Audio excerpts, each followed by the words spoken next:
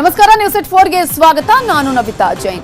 ದೇಶಾದ್ಯಂತ ಕೊರೋನಾ ಸೋಂಕು ಹೆಚ್ಚಳವಾಗ್ತಾ ಇರುವ ಹಿನ್ನೆಲೆಯಲ್ಲಿ ಎಲ್ಲಾ ರಾಜ್ಯದ ಸಿಎಂಗಳ ಜೊತೆ ಪ್ರಧಾನಿ ನರೇಂದ್ರ ಮೋದಿ ಸಭೆಯನ್ನ ಮಾಡಿದ್ದಾರೆ. ವಿಡಿಯೋ ಕಾನ್ಫರೆನ್ಸ್ ಮೂಲಕ ಪ್ರಧಾನಿ ನರೇಂದ್ರ ಮೋದಿ ಎಲ್ಲಾ ರಾಜ್ಯಗಳ ಸಿಎಂಗಳ ಜೊತೆ ಸಭೆಯನ್ನ ಮಾಡ್ತಾ ಇದ್ದಾರೆ.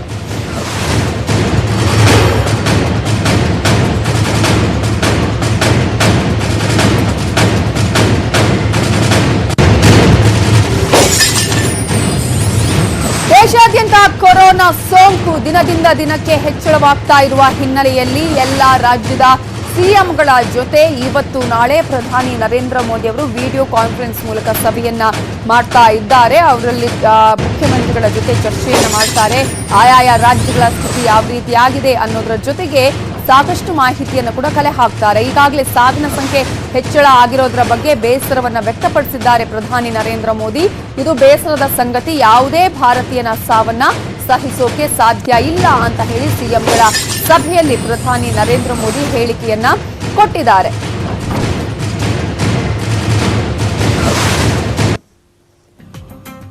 ದೇಶಾದ್ಯಂತ ಕೊರೋನಾ ಸೋಂಕು ಹೆಚ್ಚಳವಾಗ್ತಾ ಹಿನ್ನೆಲೆಯಲ್ಲಿ ಎಲ್ಲಾ ರಾಜ್ಯದ ಸಿಎಂಗಳ ಜೊತೆ ಪ್ರಧಾನಿ ಮೋದಿ ಸಭೆಯನ್ನ ಮಾಡ್ತಾ ಇದ್ದಾರೆ. ವಿಡಿಯೋ ಕಾನ್ಫರೆನ್ಸ್ ಮೂಲಕ ಪ್ರಧಾನಿ ನರೇಂದ್ರ ಮೋದಿ ಅವರು ಸಂವಾದವನ್ನ ಮಾಡ್ತಾರೆ. ದೇಶಾದ್ಯಂತ ಕೊರೋನಾ ಸೋಂಕು ದಿನದಿಂದ ದಿನಕ್ಕೆ ಏರಿಕೆ ಆಗ್ತಾ ಇದೆ. ಸಾವಿನ ಸಂಖ್ಯೆ ಹೆಚ್ಚಳವಾಗ್ತಾ ಇರುವಂತಹ ಹಿನ್ನೆಲೆಯಲ್ಲಿ ಬೇರೆ ಬೇರೆ ರಾಜ್ಯಗಳ ಸಿಎಂಗಳ ಜೊತೆ ಆಯಾಯ ರಾಜ್ಯಗಳ ಮಾಹಿತಿಯನ್ನ ಕೂಡ ಕಲೆ ಹಾಕ್ತಾರೆ. ಯಾವ ರೀತಿಯಾಗಿ ಕ್ರಮವನ್ನು ಕೈಗೊಳ್ಳಲಾಗಿದೆ, ಮುಂದೆ ಕೈಗೊಳ್ಳಬೇಕಾದಂತಹ ಕ್ರಮಗಳೇನು, ಯಾವ ರೀತಿಯಾಗಿ ತಡೆಗಟ್ಟುವಂತಹ ನಿಟ್ಟಿನಲ್ಲಿ ಪ್ರಯತ್ನಗಳನ್ನ ಮಾಡಬೇಕಾಗತ್ತೆ ಅನ್ನೋದರ ಜೊತೆಗೆ ಆಯಾಯ ರಾಜ್ಯಗಳಲ್ಲಿ ಏನೇನಾಗಿದೆ, ಅನ್ಲಾಕ್ ಆದ ಬಳಿಕ ಇರುವಂತಹ ಸಿಚುವೇಶನ್ ಏನು ಅನ್ನುವಂತಹ ವಿಚಾರವನ್ನ ಕೂಡ ಮಾಹಿತಿ ಕಲೆ ಹಾಕೋದ್ರ ಜೊತೆಗೆ ತನ್ನ ವಿಚಾರವನ್ನ ಕೂಡ ಹೇಳ್ತಾರೆ. ಜೊತೆಗೆ ಅಲ್ಲಿ ಬೇಸರವನ್ನ ವ್ಯಕ್ತಪಡಿಸಿದ್ದಾರೆ ಪ್ರಧಾನಿ ನರೇಂದ್ರ ಮೋದಿ ಅವರು. ಸಾವಿನ ವಿಚಾರದ ಬಗ್ಗೆ ಬೇಸರವನ್ನ ವ್ಯಕ್ತಪಡಿಸಿದ್ದಾರೆ. ಸಾವಿನ ಸಂಖ್ಯೆ ಹೆಚ್ಚಳ ಆಗ್ತಾ ಇದೆ, ಇದು ಬೇಸರದ ಸಂಗತಿ. ಯಾವುದೇ ಕಾರಣಕ್ಕೂ ಭಾರತೀಯರ ಸಾವನ್ನ ಸಹಿಸೋಕೆ ಸಾಧ್ಯವೇ ಇಲ್ಲ, ಯಾರ ಸಾವನ್ನ ಕೂಡ ಇಲ್ಲಿ ಸಹಿಸೋಕೆ ಸಾಧ್ಯ ಇಲ್ಲ ಅನ್ನುವಂತಹ ವಿಚಾರವನ್ನ ಪ್ರಧಾನಿ ನರೇಂದ್ರ ಮೋದಿ ಅವರು ಹೇಳಿದ್ದಾರೆ. ಬೇರೆ ಬೇರೆ ರಾಜ್ಯಗಳ ಮುಖ್ಯಮಂತ್ರಿಗಳ ಜೊತೆ ವಿಡಿಯೋ ಕಾನ್ಫರೆನ್ಸ್ ಮಾಡುವಂತಹ ಸಂದರ್ಭದಲ್ಲಿ ಸಾವಿನ ಸಂಖ್ಯೆ ಜಾಸ್ತಿ ಆಗ್ತಾ ಇದೆ, ಪಾಸಿಟಿವ್ ಪಡ್ಕೊಳ್ತಾ ಇರುವವರ ಸಂಖ್ಯೆ ಜಾಸ್ತಿ ಆಗ್ತಾ ಇದೆ. ಜೊತೆಗೆ ಈಗಾಗಲೇ ಚಿಕಿತ್ಸೆಯನ್ನು ಕೂಡ ನೀಡುವಂತಹ ನಿಟ್ಟಿನಲ್ಲಿ ಎಲ್ಲ ಪ್ರಯತ್ನಗಳನ್ನು ಮಾಡ್ತಾ ಇದ್ರು ಕೂಡ ಏರಿಕೆ ಗಣನೀಯ ಪ್ರಮಾಣದಲ್ಲಿ ಆಗ್ತಾ ಇದೆ, ಪಾಸಿಟಿವ್ ಆಗ್ತಾ ಇರುವಂತಹ ಸಂಖ್ಯೆ. ಜೊತೆಗೆ ಈಗಾಗಲೇ ಸಾವನ್ನು ಕೂಡ ನಾವು ಗಮನಿಸೋದಿದ್ರೆ ಸಾವಿನ ಪ್ರಮಾಣದಲ್ಲಿ ಗಣನೀಯವಾಗಿ ಏರಿಕೆ ಆಗ್ತಾ ಇದೆ. ಈ ಹಿನ್ನೆಲೆಯಲ್ಲಿ ಅನ್ಲಾಕ್ ಆದ ಬಳಿಕ ಮೊದಲ ಸಭೆ ಕೂಡ ಹೌದು. ಈಗಾಗಲೇ ಈ ಒಂದು ಅನ್ಲಾಕ್ ಆದ ಬಳಿಕ ವಿಡಿಯೋ ಕಾನ್ಫರೆನ್ಸ್ ಅನ್ನ ಮಾಡ್ತಾ ಇದ್ದಾರೆ ಪ್ರಧಾನಿ ನರೇಂದ್ರ ಮೋದಿ. ಇನ್ನು ಯಾವ ರೀತಿಯಾಗಿ ಕ್ರಮಗಳನ್ನು ಕೈಗೊಳ್ಳಬೇಕು, ಇನ್ನೊಂದಷ್ಟು ಸಡಿಲಿಕೆಯ ವಿಚಾರವನ್ನ ಕೂಡ ಇದರಲ್ಲಿ ಮಾತನಾಡುವ ಸಾಧ್ಯತೆಗಳು ಇದೆ. ಇವೆಲ್ಲದರ ಬಗ್ಗೆ ಡೀಟೇಲ್ಸ್ ಕೊಡೋದಕ್ಕೆ ನಮ್ಮ ರಿಪೋರ್ಟರ್ ಧರ್ಣೇಶ್ ಈಗ ಫೋನ್ ಸಂಪರ್ಕದಲ್ಲಿದ್ದಾರೆ. ಧರ್ಣೇಶ್, ಒಂದ್ ಕಡೆ ಇವತ್ತು ನಾಳೆ ವಿಡಿಯೋ ಕಾನ್ಫರೆನ್ಸ್ ನಲ್ಲಿ ಬೇರೆ ಬೇರೆ ರಾಜ್ಯಗಳ ಸಿಎಂಗಳ ಜೊತೆ ಮಾತನಾಡ್ತಾರೆ, ಅಲ್ಲಿನ ವಿಚಾರಗಳು ಜೊತೆಗೆ ತಮ್ಮ ವಿಚಾರಗಳನ್ನು ಕೂಡ ಹಂಚಿಕೊಳ್ಳಲಿದ್ದಾರೆ. ಈಗ ಈ ಮಾಡ್ತಾ ಇರುವಂತಹ ವಿಡಿಯೋ ಕಾನ್ಫರೆನ್ಸ್ ನಲ್ಲಿ ಯಾವ್ಯಾವ ವಿಚಾರಗಳು ಪ್ರಸ್ತಾಪ ಆಗಿದೆ? ಈಗ ಮುಖ್ಯವಾಗಿ ಕರೋನಾ ಪರಿಸ್ಥಿತಿ ತೀವ್ರಗೊಳ್ತಾ ಇದೆ. ಪ್ರತಿದಿನ 11,000ಕ್ಕಿಂತ ಹೆಚ್ಚು ದೇಶದಲ್ಲಿ ಹರಡ್ತಾ ಇದೆ. ಹಾಗಾಗಿ ಕರೋನಾ ನಿಯಂತ್ರಣಕ್ಕೆ ಏನೇನು ಕ್ರಮವನ್ನ ಕೈಗೊಳ್ಬೇಕು, ಆಗ ಅದಲ್ಲದೆ ಈಗ ಅನ್ಲಾಕ್ 1 ಇದೆ, ಸೊ ಅನ್ಲಾಕ್ 2 ಮಾಡ್ಬೇಕು ಅಂತಂದಾಗ ಯಾವ್ಯಾವದಕ್ಕೆ ವಿನಾಯಿತಿಯನ್ನ ಕೊಡಬೇಕು, ಮತ್ತೆ ಯಾವ್ಯಾವ ನಿಯಮಗಳನ್ನ ಕಟ್ಟುನಿಟ್ಟುಗೊಳಿಸ್ಬೇಕು.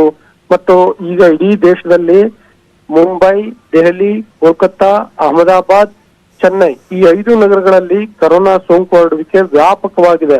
ಸೊ ಹಾಗಾಗಿ ಈ 5 ನಗರಗಳಿಗೆ ಸಂಬಂಧಪಟ್ಟಂಗೆ ಪ್ರತ್ಯೇಕ ಹಾಗೆ ಸಂಪರ್ಕದಲ್ಲಿರಿ ಧರ್ಣೇಶ್.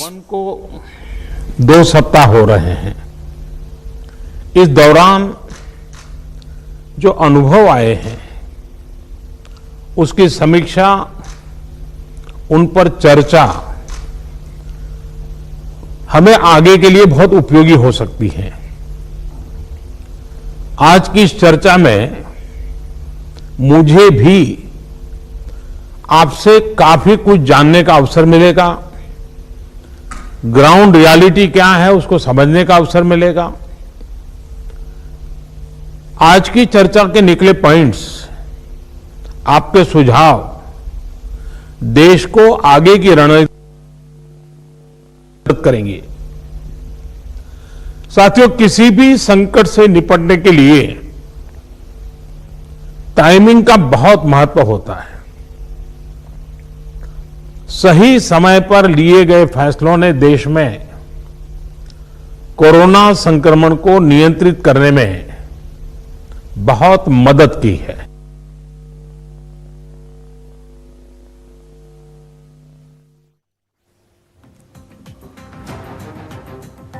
ಪ್ರಧಾನಿ ನರೇಂದ್ರ ಮೋದಿ ಅವರು ಹೇಳ್ತಾ ಇದ್ರು, ಇಂತಹ ಒಂದು ಸಂಕಷ್ಟದ ಸಂದರ್ಭದಲ್ಲಿ ಇಡೀ ಒಂದು ದೇಶದ ಜನತೆ ಈಗಾಗಲೇ ಎಲ್ಲರೂ ಸಹಕಾರವನ್ನ ಕೊಟ್ಟಿದ್ದಾರೆ, ಆದರೆ ಸಾವಿನ ಸಂಖ್ಯೆ ಜಾಸ್ತಿ ಆಗ್ತಾ ಇದೆ ಅನ್ನುವಂತಹ ವಿಚಾರವನ್ನ ಕೂಡ ಹೇಳ್ತಾರೆ.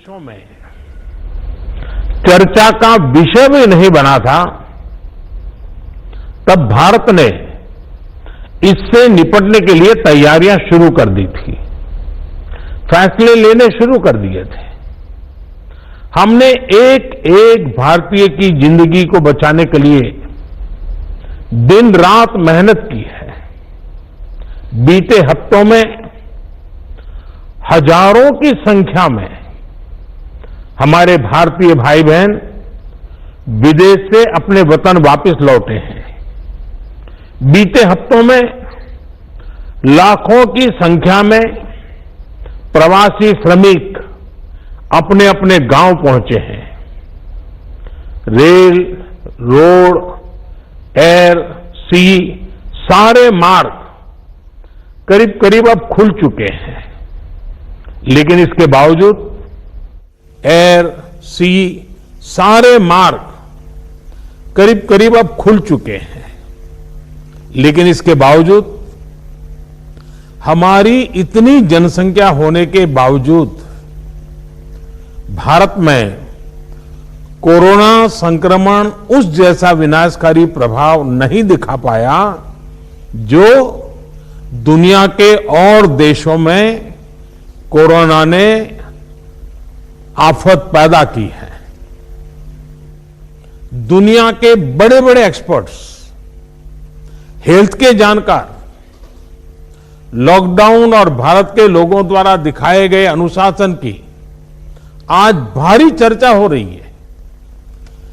आज भारत में रिकवरी रेट 50% से ऊपर चला गया है। आज भारत दुनिया के उन देशों में अग्रणी है जहां कोरोना संक्रमित मरीजों का जीवन बच रहा है। कोरोना से किसी की भी मृत्यु दुखद है। हमारे लिए किसी एक भारतीय की भी मृत्यु असहज करने देने वाली है, लेकिन ये भी सच है कि आज भारत दुनिया के उन देशों में है जहां कोरोना की वजह से सबसे कम मृत्यु हो रही है।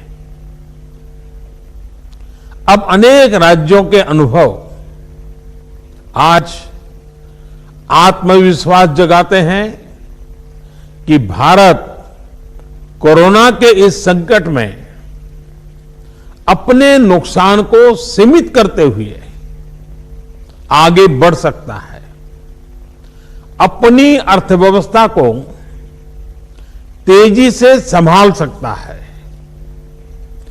साथियों, बीते 2 हफ्ते के अनलॉक 1 ने हमें एक बड़ा सबक ये भी दिया है कि अगर हम नियमों का पालन करते रहें, सारे दिशा निर्देशों को मानते रहे, तो कोरोना संकट से भारत को कम से कम नुकसान होगा। इसलिए मास्क या फेस कवर उस पर बहुत ज्यादा जोर देना अनिवार्य है, आवश्यक है। बिना मास्क या फेस कवर के घर से बाहर निकलने की अभी कल्पना करना भी सही नहीं है। ये जितना खुद उस व्यक्ति के लिए खतरनाक है, उतना ही उसके आसपास के लोगों के लिए भी। इसलिए 2 गज की दूरी का हमारा मंत्र हो, दिन में कई बार 20-20 सेकंड के लिए साबुन से हाथ धोने की बात हो, सैनिटाइजर का इस्तेमाल हो, ये सभी बहुत गंभीरता से किए जाने चाहिए। खुद की सुरक्षा के लिए, परिवार की सुरक्षा के लिए, विशेषकर घर के बच्चों और बुजुर्गों की सुरक्षा के लिए ये बहुत जरूरी है। अब तक लगभग सारे ऑफिसेस खुल चुके हैं। प्राइवेट सेक्टर में भी लोग ऑफिस जाने लगे हैं। बाजारों में, सड़कों पर भीड़ बढ़ने लगी है। तो ये सारे उपाय ही कोरोना को तेजी से फैलने से रोकने में मददगार होंगे। थोड़ी सी भी लापरवाही, थोड़ी सी भी ढिलाई, अनुशासन में कमी कोरोना के खिलाफ हम सभी की लड़ाई को कमजोर करेगा। और इतने दिनों की जो तपस्या है उस पर पानी फिर जाएगा। हमें इस बात का हमेशा ध्यान रखना है कि हम कोरोना को जितना रोक पाएंगे, उसका बढ़ना जितना रोक पाएंगे, उतना ही हमारी अर्थव्यवस्था खुलेगी, हमारे दफ्तर खुलेंगे, मार्केट खुलेंगे, ट्रांसपोर्ट के साधन खुलेंगे और उतने ही रोजगार के नए अवसर भी बनेंगे। साथियों, आने वाले दिनों में अलग अलग राज्यों में इकोनॉमिक एक्टिविटी का जिस तरह विस्तार होगा, उससे मिले अनुभव दूसरे राज्यों को भी बहुत लाभ पहुंचाएंगे। बीते कुछ हफ्तों के प्रयासों से हमारी अर्थव्यवस्था में ग्रीन शूट्स दिखने लगे हैं। पावर कंजम्पशन जो पहले घटता जा रहा था, वो अब बढ़ना शुरू हुआ है। इस साल मई में फर्टिलाइजर की सेल बीते साल मई की अपेक्षा 2 गुनी हुई है। इस बार खरीफ की बुआई बीते साल की अपेक्षा करीब 12-13% ज्यादा हुई है। 2 व्हीलर्स का प्रोडक्शन लॉकडाउन से पहले के स्तर का करीब करीब 70% तक पहुंच चुका है। रिटेल में डिजिटल पेमेंट भी लॉकडाउन से पहले की स्थिति में पहुंच चुका है। इतना ही नहीं, मई में टोल कलेक्शन में बढ़ोतरी होना इकोनॉमिक एक्टिविटी में वृद्धि को दिखाता है। लगातार 3 महीने तक एक्सपोर्ट में कमी के बाद जून में एक्सपोर्ट फिर से बाउंस बैक करके पिछले साल के प्री कोविड पीरियड में पहुंच गया है। ये तमाम संकेत है जो हमें प्रोत्साहित कर रहे हैं, आगे बढ़ने के लिए प्रेरित कर रहे हैं। साथियों, आप में से अधिकतर राज्यों में एग्रीकल्चर, हॉर्टिकल्चर, फिशरीज और एमएसएमईज का हिस्सा बहुत बड़ा है।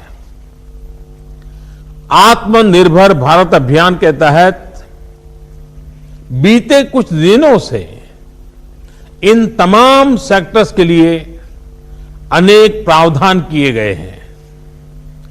एमएसएमईज को सपोर्ट करने के लिए अनेक फैसले हाल में लिए गए हैं। समयबद्ध तरीके से एमएसएमईज को बैंक से क्रेडिट दिलाने का प्रयास हो रहा है। 100 करोड़ रुपए तक के टर्नओवर वाले उद्योगों को 20% अतिरिक्त क्रेडिट के ऑटोमेटिक इंक्रीज का लाभ दिया गया है। अगर हम बैंकर्स कमिटीज के माध्यम से ये सुनिश्चित करेंगे कि उद्योगों को तेजी से क्रेडिट मिले तो वो जल्द से जल्द काम शुरू कर पाएंगे, लोगों को रोजगार दे पाएंगे। साथियों, हमारे यहां जो स्मॉलर फैक्ट्रीज हैं, उन्हें गाइडेंस की, हैंड होल्डिंग की बड़ी जरूरत है। मुझे पता है आपके नेतृत्व में इस दिशा में काफी काम हो रहा है। ट्रेड और इंडस्ट्री अपनी पुरानी रफ्तार पकड़ सकें, इसके लिए वैल्यू चेन्स पर भी हमें मिलकर काम करना होगा। राज्यों में जहां कहीं भी स्पेसिफिक इकोनॉमिक एक्टिविटी पॉइंट्स हैं, वहां 24 घंटे काम हो, सामानों की लोडिंग अनलोडिंग तेजी से हो, एक शहर से दूसरे शहर तक सामान जाने में स्थानीय स्तर पर किसी तरह की दिक्कत ना हो, तो इकोनॉमिक एक्टिविटी और तेजी से बढ़ेगी। साथियों, किसान के उत्पाद की मार्केटिंग के क्षेत्र में हाल में जो रिफॉर्म्स किए गए हैं, उससे भी किसानों को बहुत लाभ होगा।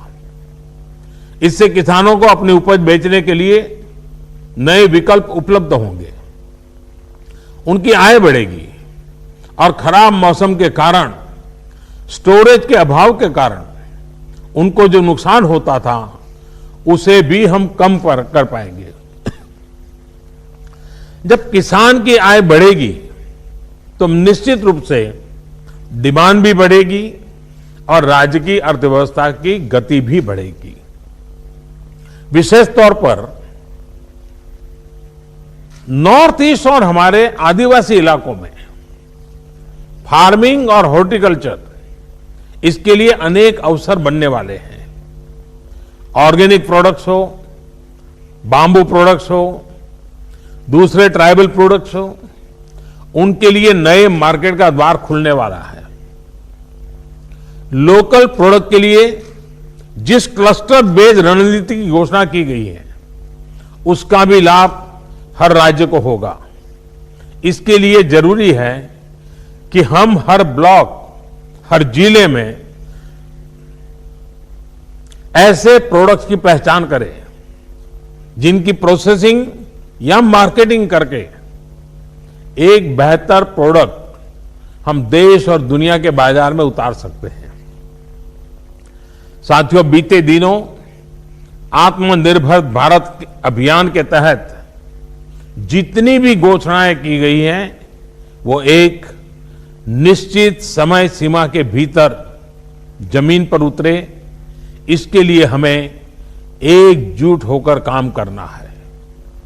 इस पृष्ठभूमि में कोरोना से लड़ाई और इकोनॉमिक एक्टिविटी से जुड़े आपके जो सुझाव हैं, जो तैयारियां हैं, वो जानने के लिए मैं बहुत उत्सुक हूं और मुझे पक्का विश्वास है कि अनुभव के आधार पर आपकी जो बातें आएगी, वो आने वाले रणनीति बनाने में बहुत काम आएगी। मैं गृह मंत्री जी से आग्रह करता हूं कि वे आगे की चर्चा का संचालन करें।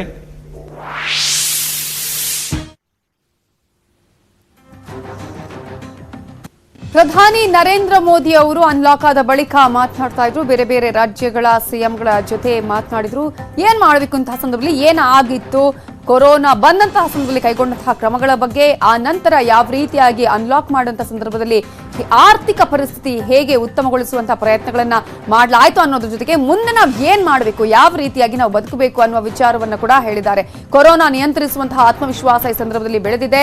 ದೇಶಾದ್ಯಂತ ಕೊರೋನಾ ಸೋಂಕು ದಿನದಿಂದ ದಿನಕ್ಕೆ ಹೆಚ್ಚಳ ಆಗ್ತಾ ಇದ್ರೂ ಕೂಡ ಆಲ್ರೆಡಿ ಈಗಾಗಲೇ ಅದನ್ನು ಎದುರಿಸುವಂತಹ ಸಾಮರ್ಥ್ಯ ನಮ್ಮಲ್ಲಿದೆ, ಸಾಕಷ್ಟು ಮುಂಜಾಗ್ರತಾ ಕ್ರಮಗಳನ್ನ ನಾವು ತೆಗೆದುಕೊಂಡಿದ್ದೇವೆ ಅನ್ನೋದರ ಜೊತೆಗೆ ಸಾವಿನ ಸಂಖ್ಯೆ ಹೆಚ್ಚಳ ಆಗ್ತಾ ಇರೋದ್ರ ಕುರಿತು ಬೇಸರವನ್ನ ವ್ಯಕ್ತಪಡಿಸಿದ್ರು ಪ್ರಧಾನಿ ನರೇಂದ್ರ ಮೋದಿ ಅವರು. ಯಾವುದೇ ಭಾರತೀಯನ ಸಾವನ್ನ ಸಹಿಸೋಕೆ ಸಾಧ್ಯ ಇಲ್ಲ ಅನ್ನುವಂತಹ ವಿಚಾರವನ್ನ ಕೂಡ ಹೇಳಿದ್ರು. ಜೊತೆಗೆ ಇವತ್ತಿನ ಚರ್ಚೆಯಿಂದಾಗಿ ಒಂದು ರೀತಿಯ ಕೊರೋನಾ ಚಿತ್ರಣ ಸಿಕ್ಕಿದೆ, ಹೇಗಿದೆ ಎಲ್ಲಾ ರಾಜ್ಯಗಳಲ್ಲಿ ಅನ್ನೋದ್ರ ಬಗ್ಗೆ ಮಾಹಿತಿ ಕೂಡ ಸಿಕ್ಕಿದೆ.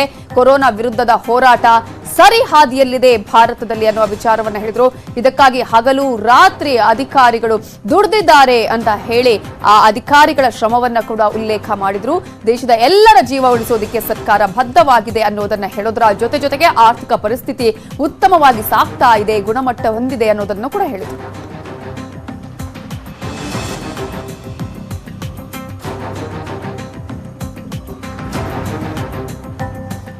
ಎಲ್ಲರಲ್ಲಿದ್ದಂತಹ ಒಂದು ಸಂಶಯ, ಗೊಂದಲ, ಮತ್ತೆ ಲಾಕ್ಡೌನ್ ಆಗುತ್ತಾ ಅನ್ನುವಂಥದ್ದು. ಆದ್ರೆ ಪ್ರಧಾನಿ ನರೇಂದ್ರ ಮೋದಿ ಅವರ ಮಾತಿನ ಪ್ರಕಾರ ಅನ್ಲಾಕ್ ಕಂಟಿನ್ಯೂ ಆಗತ್ತೆ ಅನ್ನೋದನ್ನ ನಾವು ಗಮನಿಸಬಹುದು. ಇದ್ರ ಬಗ್ಗೆ ಇನ್ನಷ್ಟು ಮಾಹಿತಿ ಕೊಡ್ತೀವಿ ಬ್ರೇಕ್ ಆದ್ಮೇಲೆ.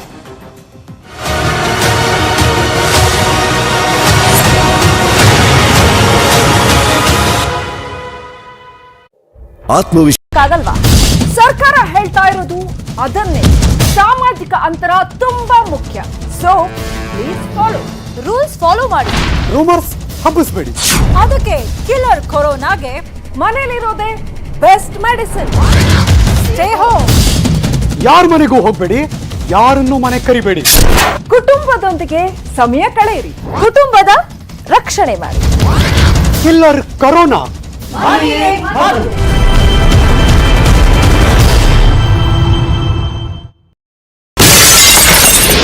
ಕೆಮ್ಮು, ಜ್ವರ, ತಲೆನೋವು, ಅತಿಯಾಗಿ ಸೀನುವುದು, ತೀವ್ರ ಉಸಿರಾಟದ ಸಮಸ್ಯೆ, ನಿರಂತರ ವಾಂತಿ, ಭೇದಿ, ಸುಸ್ತು, ನಿಮೋನಿಯಾ ಇವುಗಳಿದ್ದರೆ ನಿರ್ಲಕ್ಷ್ಯ ಬೇಡ.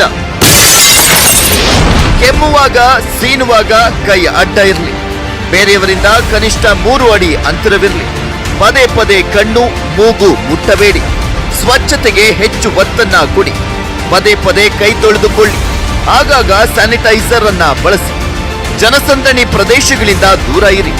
ವಿದೇಶದಿಂದ ಬಂದವರ ಜೊತೆ ಅಂತರವಿರಲಿ. ವಿದೇಶದಿಂದ ಬಂದವರು ವೈದ್ಯಕೀಯ ಪರೀಕ್ಷೆಗೊಳಗಾಗಿ. ಸಣ್ಣ ಅನುಮಾನವಿದ್ದರೂ ನಿರ್ಲಕ್ಷಿಸಬೇಡಿ. ಸೋಂಕಿನ ಲಕ್ಷಣ ಇದ್ದರೆ ಈ ಕೆಳಕಂಡ ನಂಬರ್ಗೆ ಸಂಪರ್ಕಿಸಿ. ತುರ್ತು ಸೇವಾ ಸಂಖ್ಯೆ 104. ಕರೆ ಮಾಡಿ 9111. ವಿಕಾಸಸೌಧದ ಸಿಬ್ಬಂದಿಗೆ ಕೊರೋನಾ ಸೋಂಕು ಕಾಣಿಸಿಕೊಂಡಿದ್ದು, ಆಹಾರ ಇಲಾಖೆಯ ಮಹಿಳಾ ಸಿಬ್ಬಂದಿಗೆ ಸೋಂಕು ದೃಢಪಟ್ಟಿದೆ. ನೆಲಮಹಡಿಯ ಕಚೇರಿಯಲ್ಲಿ ಸಿಬ್ಬಂದಿ ಕಾರ್ಯನಿರ್ವಹಿಸ್ತಾ ಇದ್ರು.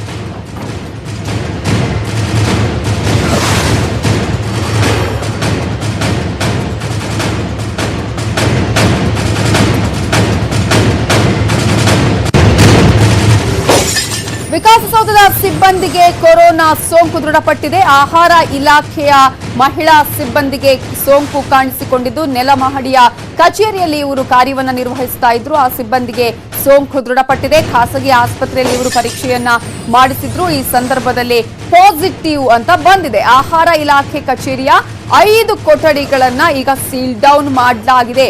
ವಿಕಾಸಸೌಧ, ವಿಧಾನಸೌಧದ ನೌಕರರಿಗೆ ಈಗ ಆತಂಕ ಕೂಡ ಉಂಟಾಗಿದೆ. ಮುಖ್ಯ ಕಾರ್ಯದರ್ಶಿಯನ್ನು ಕೂಡ ಭೇಟಿ ಮಾಡಿದ್ದಾರೆ ನೌಕರರ ಸಂಘದ ನಿಯೋಗದವರು. ಎಲ್ಲರಿಗೂ ಕೊರೋನಾ ಟೆಸ್ಟ್ ಮಾಡಿಸಲು ಮನವಿಯನ್ನ ಮಾಡಿಕೊಂಡಿದ್ದಾರೆ. ಈ ಸಂದರ್ಭದಲ್ಲಿ ಆತಂಕದಲ್ಲಿದ್ದಾರೆ ವಿಕಾಸಸೌಧ, ವಿಧಾನಸೌಧದ ಸಿಬ್ಬಂದಿ. ಈಗಾಗಲೇ ಪಾಸಿಟಿವ್ ಆಗಿರುವಂತಹ ಹಿನ್ನೆಲೆಯಲ್ಲಿ ಏನ್ ಮಾಡಬೇಕು, ಯಾವ ರೀತಿಯಾಗಿ ಈಗ ನಾವು ಕೂಡ ಟೆಸ್ಟ್ ಮಾಡಿಸಬೇಕಾಗುತ್ತೆ ಅನ್ನುವಂತಹ ಆತಂಕ ಈಗ ಅಲ್ಲಿನ ನೌಕರರನ್ನ ಕಾಡ್ತಾ ಇದೆ. ಸೊ ಮುಖ್ಯ ಕಾರ್ಯದರ್ಶಿಯವರನ್ನ ಭೇಟಿ ಮಾಡಿದ್ದಾರೆ ನೌಕರರ ಸಂಘದ ನಿಯೋಗದವರು.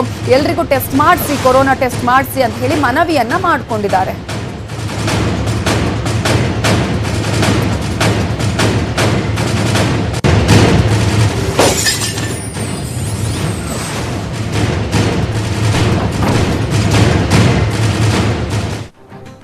ಇನ್ನಷ್ಟು ಸುದ್ದಿ ನೋಡೋಣ ಬ್ರೇಕ್ ಆದ್ಮೇಲೆ.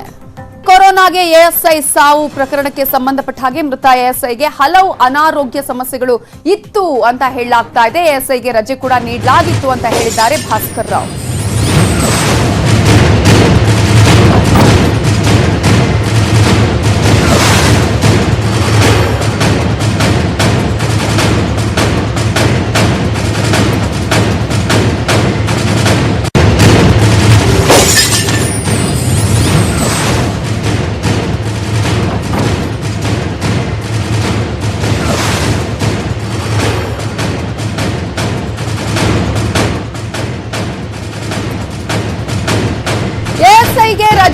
ನೀಡಲಾಗಿತ್ತು ಅನ್ನುವಂತಹ ವಿಚಾರವನ್ನ ಹೇಳಿದ್ದಾರೆ ಭಾಸ್ಕರ್ ರಾವ್. ಇದಕ್ಕೆ ನಾವು ಹೆದರಬಾರದು, ತುಂಬಾ ಧೈರ್ಯದಿಂದ ಇದನ್ನ ಎದುರಿಸಬೇಕು. ಪೊಲೀಸ್ ಕ್ವಾರ್ಟರ್ಸ್ಗೆ ಡಿಸಿಪಿಗಳು ಭೇಟಿ ಕೊಟ್ಟು ಈಗ ಧೈರ್ಯವನ್ನ ತುಂಬುವ ಕೆಲಸವನ್ನ ಮಾಡಿದ್ದಾರೆ. ಎಲ್ಲಾ ಕಡೆ ಪಿಪಿ ಕಿಟ್ ಹಾಕೊಂಡು ಕೆಲಸ ಮಾಡೋದಕ್ಕೆ ಆಗೋದಿಲ್ಲ ಅಂತ ಹೇಳಿದ್ದಾರೆ ಬೆಂಗಳೂರು ನಗರ ಪೊಲೀಸ್ ಆಯುಕ್ತರಾಗಿರುವ ಭಾಸ್ಕರ್ ರಾವ್ ಅವರು. ಈಗಾಗಲೇ ವಿವಿಪುರಂನ ಎಎಸ್ಐ ಸಾವನ್ನಪ್ಪಿರುವಂತಹ ಪ್ರಕರಣಕ್ಕೆ ಸಂಬಂಧಪಟ್ಟಂತೆ ಅವರಿಗೆ ಕೊರೋನಾ ಪಾಸಿಟಿವ್ ಕೂಡ ದೃಢಪಟ್ಟಿತ್ತು. ಈ ಹಿನ್ನೆಲೆಯಲ್ಲಿ ಈಗ ವಿವಿಪುರಂ ಪೊಲೀಸ್ ಠಾಣೆಯನ್ನ ಕೂಡ ಸೀಲ್ ಡೌನ್ ಮಾಡಲಾಗಿದೆ. ಈ ಹಿನ್ನೆಲೆಯಲ್ಲಿ ಅಲ್ಲಿ ಸಾಕಷ್ಟು ಆತಂಕ ಇದೆ ಅಲ್ಲಿನ ಸಿಬ್ಬಂದಿಗಳಿಗೆ.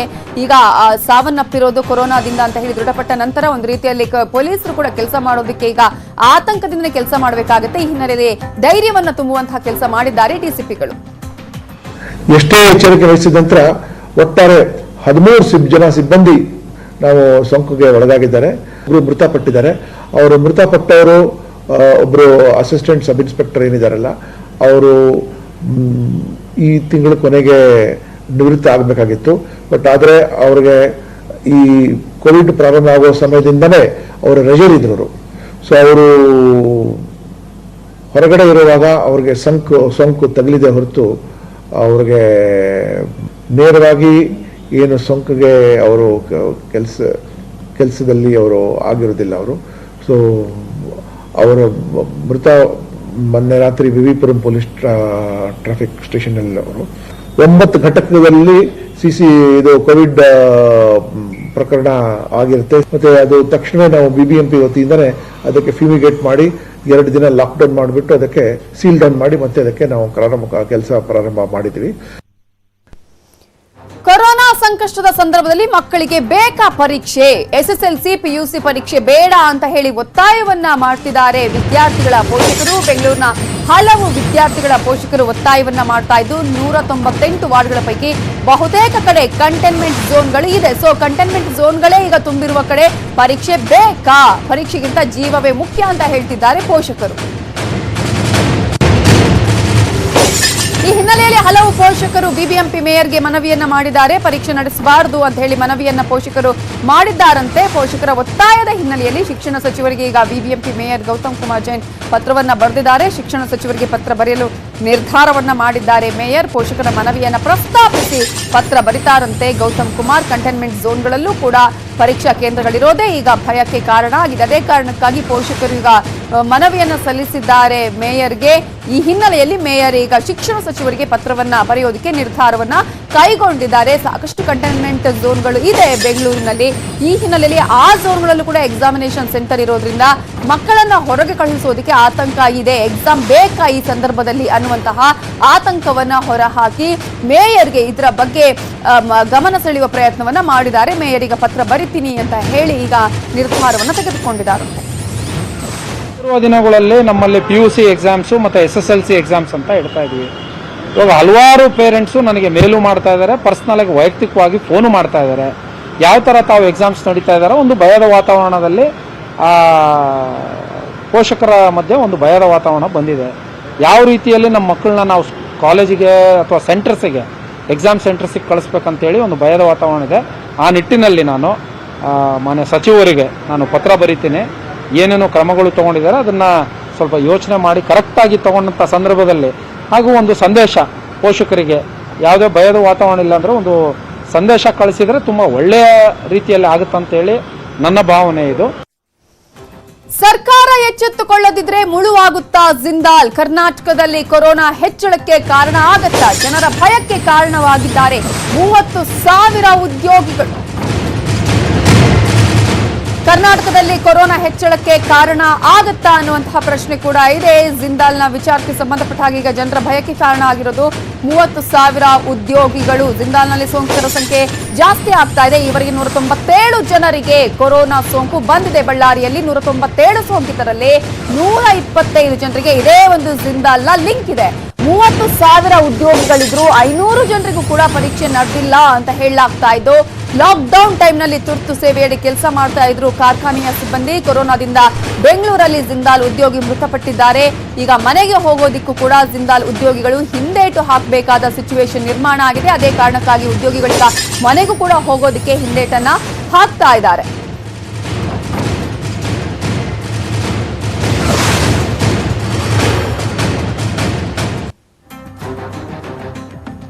ಬಳ್ಳಾರಿಗೆ ಜಿಂದಾಲ್ ಕಂಟಕವನ್ನು ನಾವು ಗಮನಿಸಬಹುದು. 197 ಸೋಂಕಿತರಲ್ಲಿ 125 ಜಿಂದಾಲ್ನ ಲಿಂಕ್ ಇರೋದನ್ನ ನಾವು ನೋಡ್ತಾ ಇದ್ವಿ. 141 ಮಂದಿ ಚಿಕಿತ್ಸೆಯನ್ನ ಪಡಿತಾ ಇದ್ದಾರೆ. ಆದರೆ ಈಗಾಗಲೇ ಗುಣಮುಖರಾದವಂತವರ ಸಂಖ್ಯೆ 55. 141 ಮಂದಿ ಚಿಕಿತ್ಸೆಯನ್ನು ಪಡ್ಕೊಳ್ತಾ ಇರುವಂತವರು 197 ಮಂದಿಯಲ್ಲಿ ಸೋಂಕು ಕಾಣಿಸಿಕೊಂಡಿದ್ರೆ ಜಿಂದಾಲ್ ಲಿಂಕ್ ಇರೋದು 125.